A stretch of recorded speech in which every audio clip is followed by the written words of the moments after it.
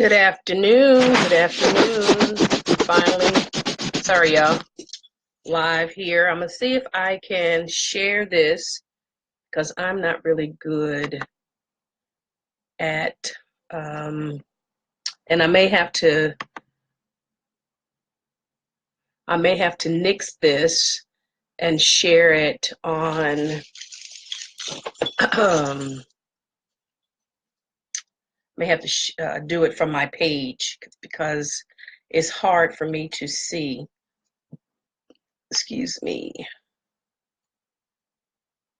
Let's see. See if I can share this. Trying to get to it. I can't read the comments, which is the issue here. It's hard for me to see it for whatever reason. I think maybe it's my laptop or it's just the way my stuff is set up. So maybe I can share it, and then I should be able to see. Share to um, um,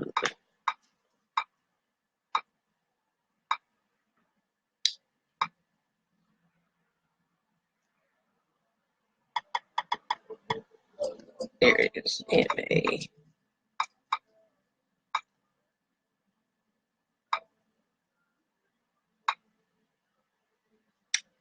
I can't find it.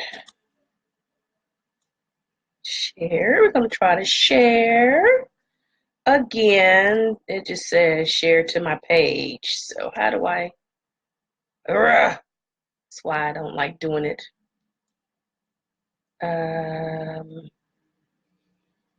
Share to copy link. There we go. And then I'm going to bear with me. I'm almost there. I should have tried this a little earlier so that I could get it together. Let's see here. Paste. Let's see. Live.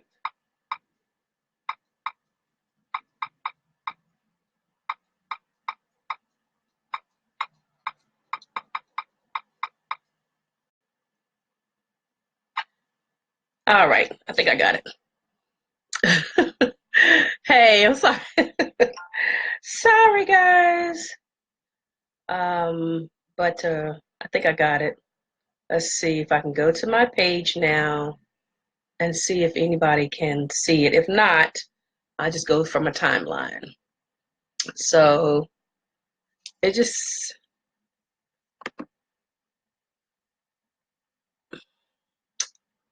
I can't see anything. Let's see.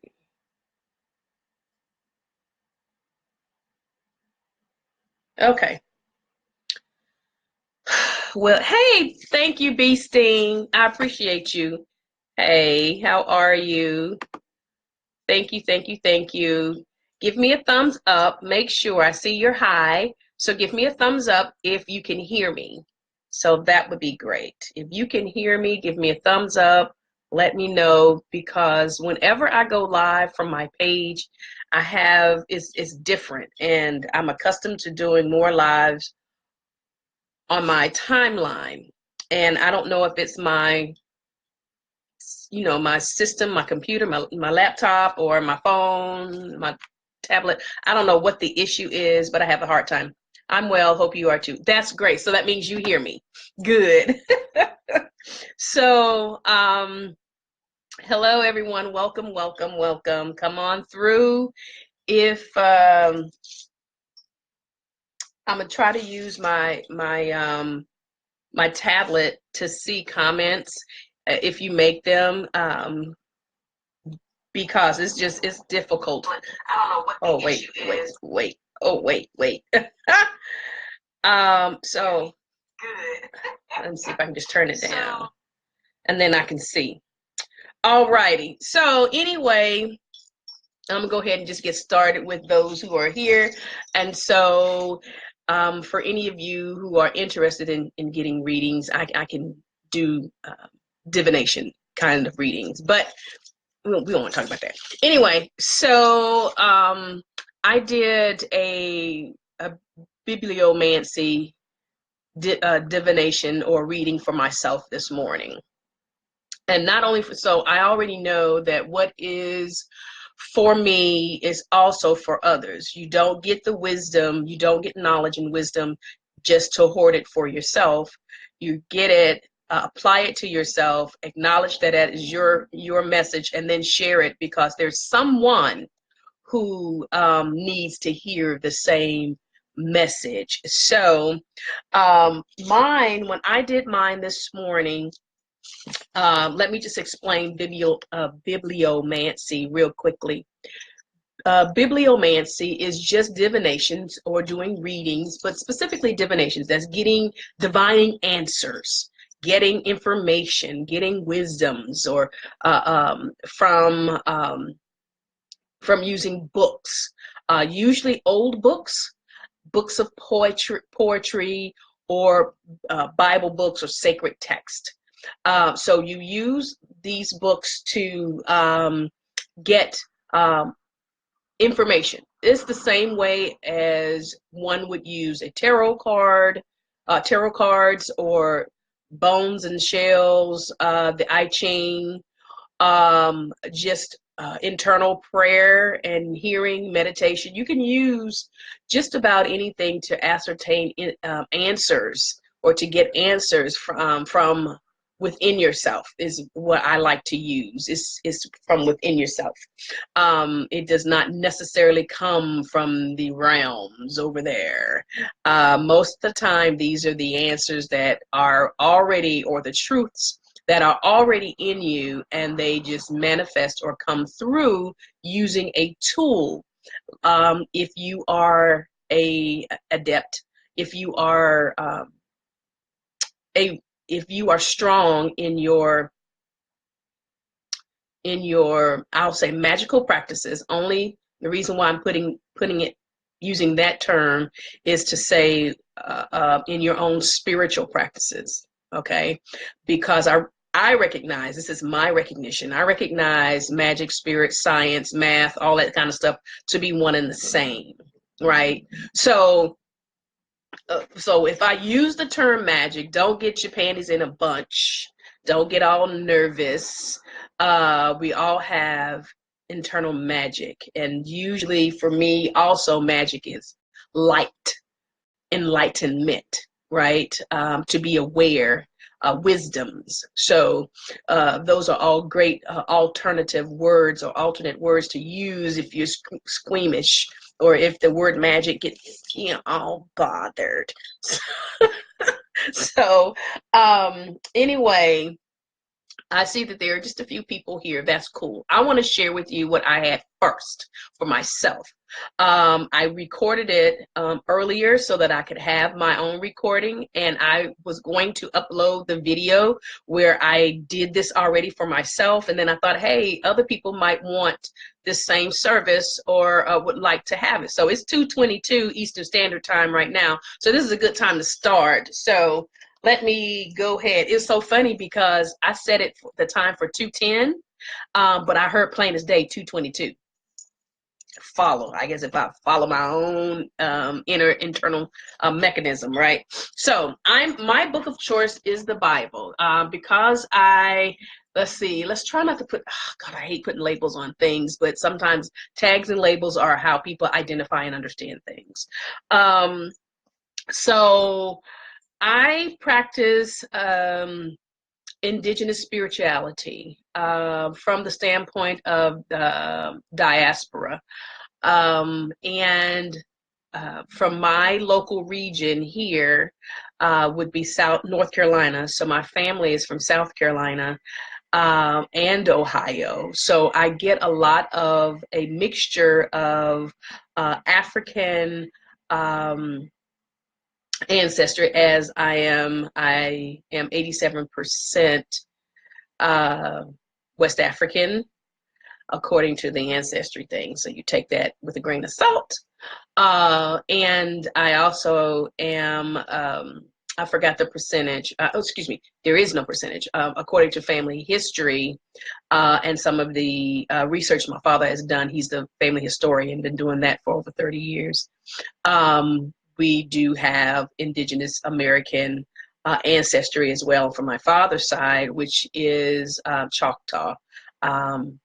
Indian. So using the spirituality of my ancestry and the cultural mix that my ancestry has, using whatever was available in South Carolina, specifically down there in the Gullah Geechee area, would be root working and hoodoo, coming also from the Choctaw, from Louisiana up to Ohio, doing the Trail of Tears, and back down across the mountains to the Carolinas.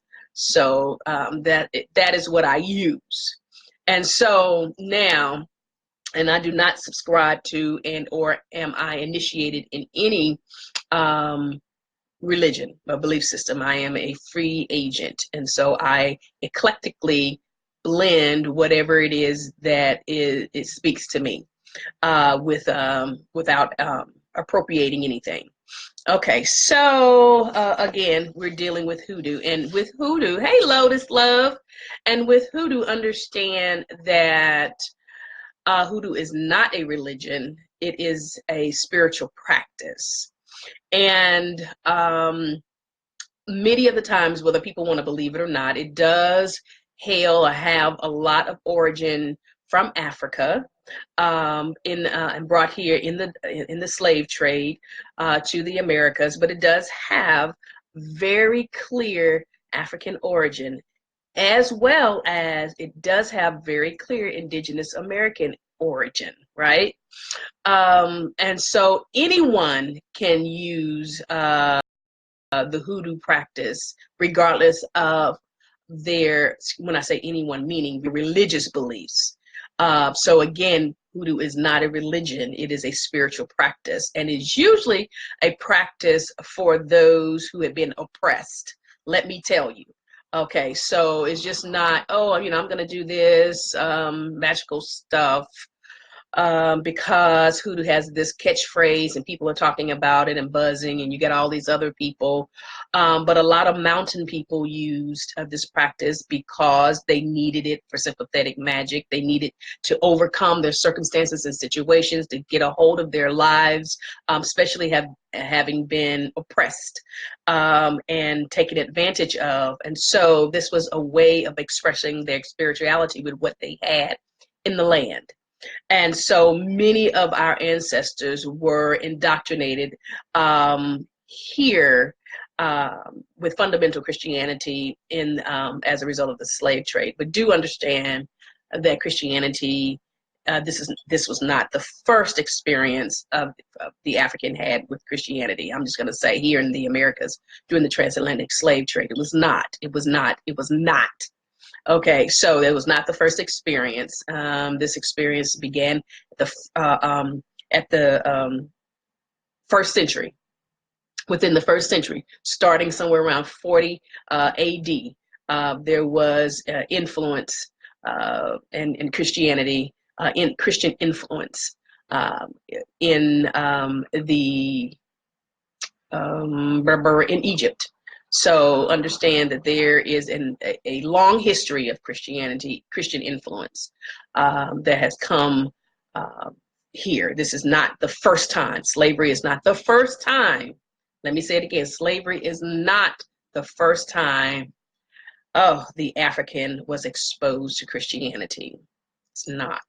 However, the type of Christianity that was forced upon my ancestors and many of our other ancestors, hi sis, and indigenous folks all over the globe was because of it being forced upon them, Christianity being forced upon them. So having said all of that, I still do retain the fact that my family, specifically those folks back behind me, used Christianity as their leverage for dealing with their oppression, taking on the belief system of their oppressors. I get that very clearly. However, using the Bible, because we're talking about bibliomancy, using the Bible, not just any other book, but specifically the Bible, using the Bible, however, is a fantastic grimoire, magical book of sacred teachings that came from various places, specifically Africa and Egypt, specifically Egypt, well, and what is called the Middle East, in areas like that. These are stories and partial text, sacred texts from various ancient places. So having said that, using that sacred text, not from the standpoint of the dogma and the doctrine, but using the information as words that have come across the annals of time to speak to you from this in your present situation, present day awareness. So saying that's prefaced with all of that stuff, I wanted to share with you what my reading was. Said all that to say, it was 8 minutes.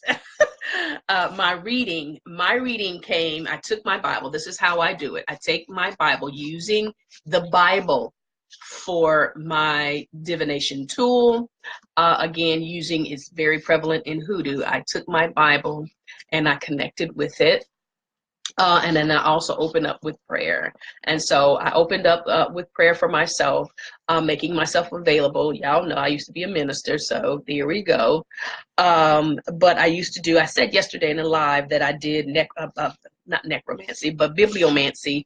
I gave the story in a live prior about how I've been doing this a long time in Christianity, not knowing that was a label used or a name given to using the Bible to get answers, or using a book to get answers. So I connect, I'd say my prayers, I open myself up. For those of you who are in magical circles, I open up the circle.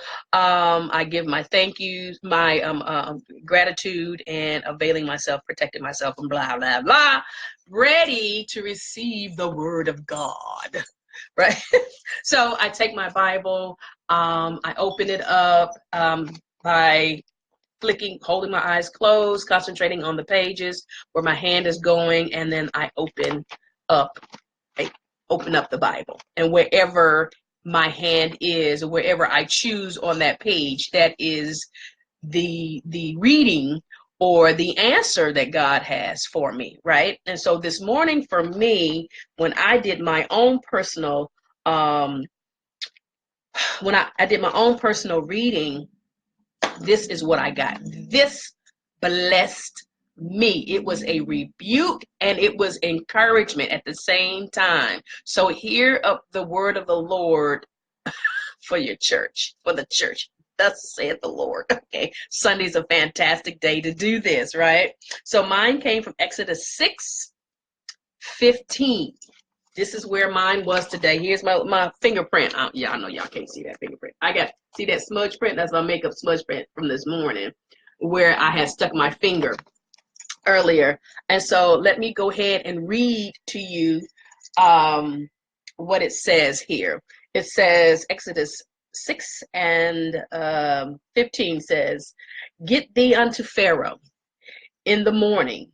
Lo, he goeth out unto the water, and thou shalt stand by the river's brink against he come." That part didn't make sense. And the rod which was turned to a serpent shalt thou take in thine hand. Okay, so anyway, let me just tell you here when I opened this up in Exodus 6, this is a story about Moses, the Exodus prelude to the Exodus of the children of Israel from Egypt, right?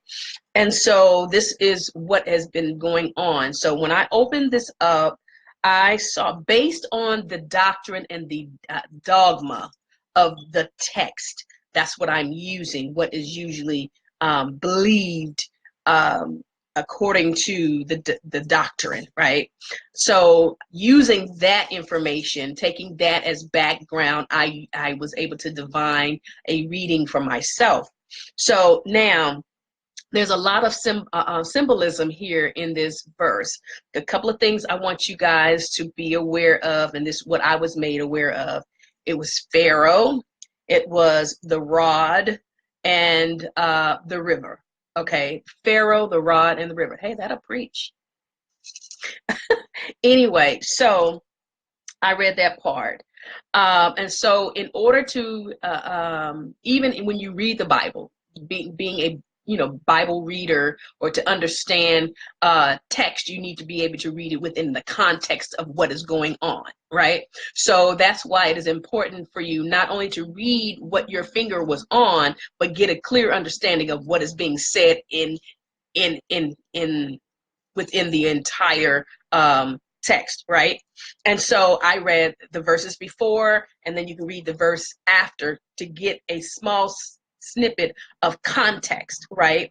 But if you want full context, you might want to read the whole thing if you're not familiar. So this is where it comes into like tarot reading. If you do tarot cards, there's always like a book or a Bible that explains what those cards mean until you get a full understanding of those cards yourself. So you use that book in that tarot deck, or you use those instructions within that system that you're using for divination, and then you get full knowledge of that system. And so I have a pretty good understanding and full knowledge of that system. And so this system says to me, again, it says, I want to read it very clearly, get thee unto Pharaoh.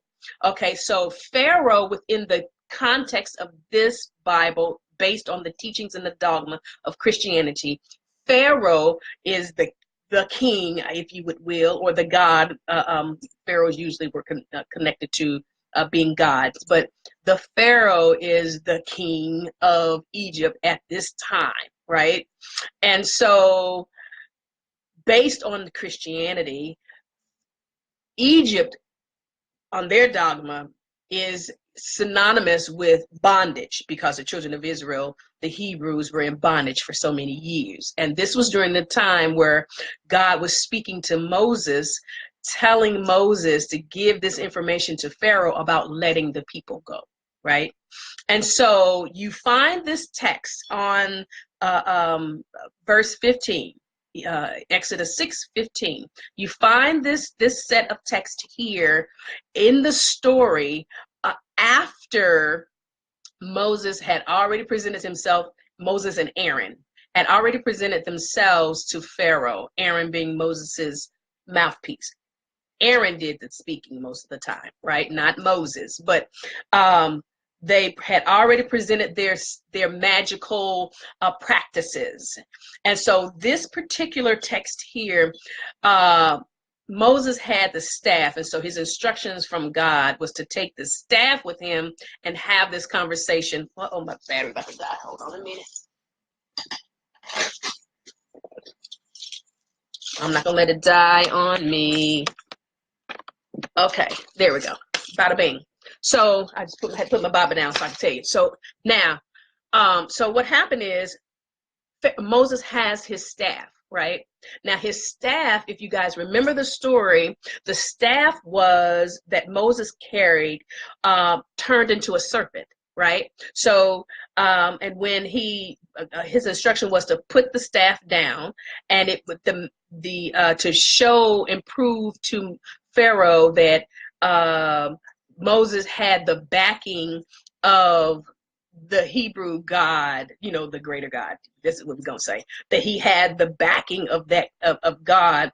That he put his staff down, and that staff turned into a serpent. Well, at the same time, Pharaoh instructed his magicians, because Moses was the magician. Moses learned from his father-in-law Jethro, right? And Jethro Jethro, I want to say, was a black man, but we just won't get into that. But he did, all kinds of stuff. Anyway, so Moses was learned and taught in the ways of Pharaoh, having been in the Pharaoh's house as an adoptive son, right? That's another whole. We're not even going to get into how Moses killed an Egyptian, and so therefore he was excommunicated, ran away from Egypt. So now this is Moses's return back to Egypt, the land where he was born, and the land that he was raised in, right? And the ways that he had learned. He left those ways. Come on, let me just explain to you. He left those ways, and he was taught more perfectly and learned a better discipline. And so with that power in that discipline, he returned to the place where he first was, to speak to Pharaoh, who was the god or the king over that region in time. And so in that court, prior to this point, Moses puts down his staff. Pharaoh instructs his magicians to put down their staffs, and their staffs turned into serpents, just like Moses' staff. But the thing about Moses' staff was that it was the more powerful serpent, and it swallowed up the other serpents, the other magician's serpents, right? Swallowed it up. So here is within the text on 15, verse 15, it says, "Get thee unto Pharaoh." So Moses was instructed to go to Pharaoh in the morning. And these are key. Go to Pharaoh in the morning. Lo, he says, he goeth out unto the water. So now, Pharaoh, for me or for you, and this is for everyone, is your place of old, your place of old mindsets, your place of first indoctrination, your place of first understanding, right? Your place of bondage, the place. Oh, you need me? Oh, hey girl, what you doing so early? Oh, it's late. Bye. Okay. Pharaoh is symbolic of your first place of disobedience, your first place of being held captive, the place where you originally were, or the place where you found yourself to be. So understand, Moses found himself to be in the position that he was in because the children were being killed by the first Pharaoh because they were trying to get rid of the Messiah that was coming, the prophet that was coming, right? And so because of that, the children from ages 2 on down were being killed. And so Moses's mother let him go within the system that was meant to kill him. She had to release him to that system. And in that, he was found and saved in that system by the Pharaoh's daughter. And so the Pharaoh's daughter raised Moses in the household of Pharaoh. So that's how he became indoctrinated into a mindset that was not his original mindset, that was not his original place, right? So even within that place that you were adopted into, that served you purpose, that worked for you at the time, it still was not the place that you should have been or needed to be at that dispensation of time. So here you are reclaiming yourself and reclaiming your power. For me, reclaim your power and stand there with authority, because that's what the staff symbolized, the authority. Stand there with the authority and say to your past, those things that kept you in bondage, those mindsets that you formulated or that was thrusted upon you, say to those things with power and authority. You speak to those things. You make sure, it says, go to in the morning. That's the next day. The morning is with power. The sun rises in power. So that's where I get that power from. So it was saying to me, the text was saying to me in my reading, with morning, right? The next day, in the fullness of the day, in the fullness of your power, you speak to that bondage back there, back in the old time, back when you were first connected, back to your in within your Akashic records, back to your ancestry, back to that place. You go back into your first place of disobedience or your first place of disconnection, and you speak to that place with authority, right? And then it says that Pharaoh goeth to the water. Now, here the water symbolizes various things. It's to be washed in the water. You know that the water they're most likely talking about is the Nile River, right? The Nile River ran through Egypt, and it was the center of life for those ancient Egyptians, the center of life, right? That waterway was where they were able to connect with ships and bartering and sailing and commerce and all this kind of stuff. It's how their plants got water. It's how they watered themselves. It was for agriculture. It was for food. It was for all kinds of things, right? So the Nile River was central lifeline to their existence. And so therefore, for me, the reading was saying to me that in order for you to be or to move forward, you have to go back to your place, your first place of disconnection, your first place of stagnation, of where you were stagnated. Go back, it says, go back to that place where your finances, everything that is connected to your place of stagnation, everything that is stagnated in your life, finances, agriculture, that means growth, and all these things that have been hindered or in bondage or have been cut off, right? Have been cut off. You have the power by that rod that was the serpent that was greater than anything else. You have the power to go back to that place and say, hey, I got something to say to you.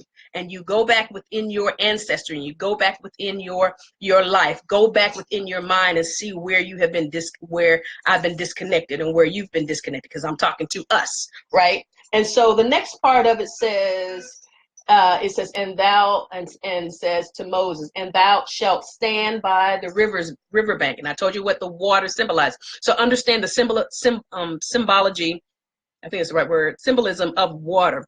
Water is two things. Water is also breath. It is symbolic of spirit, right? Anywhere you see water, it is symbolic of spirit, right? It is symbolic of spirit because water has molecules, and those molecules are hydrogen and oxygen, right? Okay, and so hydrogen and oxygen, right? H2O, right? Within the water is oxygen being the breath, right? The breath of life, right? So there's life in the water. That's why the Egyptians built their life around the waterway, right? There's life in the water, right? And there's power in the water. However, the issue here is that Pharaoh found it comfortable to live on the waterway. So here on the waterway, there is life, and there has been life and sustenance and maintenance for you there. It has been there. But it says for Moses to stand at the brink of the water. It didn't say for Moses to go into the water. Don't go back to that place that was fed, that you were fed from. Don't go back to it. Stand on the brink of it, right? And standing by it means you're not in it. Go back and address it, but don't go back into it. So stand with your power to have it, or stand with your power to address it, right? And so then it says, hey, Carl. Then it says, and the rod, and it says, go to the river for Moses to go to the brink against he comes. Okay, whatever that means. And the rod which was turned to a serpent shalt thou take in thine hand. So two things, the serpent, the rod, and the hand. Okay, so the rod, okay, is the power, right? He says, thy rod and thy staff, they comfort me. The shepherd had a shepherd's hook, right? That was his staff. The shepherd's staff was a hook to be able to hook the sheep. And the rod is what he used to walk with. That's what he used for stability and power. So within my hand was the rod, the stability and the power. And it said, take that rod with me in my hand. Anything you have in your hand, you have control over. It's in your hands. If it's in your hands, it belongs to you and you have control over it, right? And so for me, it says the power is in my hand. I have control over it. Anything you have in your hand, you possess it, right?